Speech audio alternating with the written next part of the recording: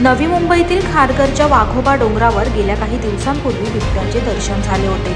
रात्रीच्या वेळी नागरिकांना बिबट्याचं वास्तव असल्याचं निदर्शनास आलं। यानंतर आता स्थानिक वनविभाग खबरदारी घेताना पाहायला मिळत आहे। स्वतः वनविभागाच्या अधिकाऱ्यांनी जंगलाची पाहणी करून जनजागृती केली। अद्याप वनविभागाला बिबट्याचं वास्तव असल्याचं निदर्शनास आलं नाही। मात्र खबरदारी घेण्याचे आवाहन वनविभागाच्या अधिकाऱ्यांनी केलं आहे। अभी पकड़ने का बोलेगा तो उसके नेचुरल हैबिट में पकड़ने का अलाउ नहीं है। जो जंगल है उसका घर है, अपन उसके घर में जा रहे हैं, तो उसने अभी तक किसी के ऊपर अटैक नहीं किया। खाली सीसीटीवी कैमरा पे वो गेट पे जो सिडको का सिक्योरिटी केबिन है उनके सीसीटीवी कैमरा में वो दिखा और ऊपर हम लोगों ने ट्रैप कैमरे जो लगाए थे उसमें अभी तक हमको कुछ दिखा नहीं। और उसका फीडिंग जो रहता है वो भी हमने छानबीन की और पानी का जो पानोटा जो है ऊपर का नेचुरल पानोटा उसमें भी देखा हम लोग, तभी उसमें भी नहीं दिखाई दिया। और उसका फीडिंग का भी कुछ अंश अभी तक मिला नहीं हमको।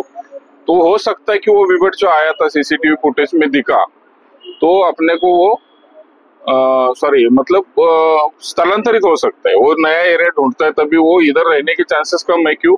वो बिबट जो ऐसा लेपर्ड जो ऐसा प्राणी है कि वो इंसान के आसपास जाता नहीं ज्यादा करके। वो डरपोक ज्यादा डराव प्राणी है, वो इंसान को ज्यादा डरता है और इधर आने जाने के लोगों की संख्या ज्यादा है और व्हीकल्स बड़े संख्या में व्हीकल्स ऊपर जाती है, इसके लिए उसके चांसेस ऊपर रहने के कम है। फिर भी हम लोग ट्रैप कैमरे के द्वारा सर्च कर रहे हैं कि वो है कि नहीं। अगर वो रहेगा तो उसके ऊपर उपाय योजना आगे सबके मार्गदर्शन पे की जाएगी। अभी हम लोग ऐसा इंस्ट्रक्शन दिया है इन लोगों की 7 बजे के बाद में जा सकते हैं और ग्रुप के साथ में जाने का, और शाम के 5 बजे के बाद में कोई भी अकेला आदमी ऊपर जाने का नहीं। सिडकोच्या सीसीटीव्ही कॅमेरामध्ये वन्य प्राणी दिसून आला होता, त्याबाबत आम्ही खात्री करतोय। त्या संदर्भात आम्ही आमचे ट्रॅप कॅमेरे लावलेले आहेत, लोकांमध्ये जनजागृती करतोय, त्यांचे पगमार्क वगैरे शोधतोय, आम्ही स्कॅट शोधतोय। त्याबाबत आम्ही अजून जनजागृती आणि फिरती आमची वाढवली आहे, त्याबाबत अजून कन्फर्म झालेलं नाही। आम्ही शोध घेतोय आणि लोकांमध्ये जागृतीचा प्रयत्न करतोय। नाही, त्यामध्ये अजून काही आढळून आलेलं नाही, पण या भागात पूर्वी होतं असं म्हणतात, त्याबाबत आम्ही खात्री करतोय।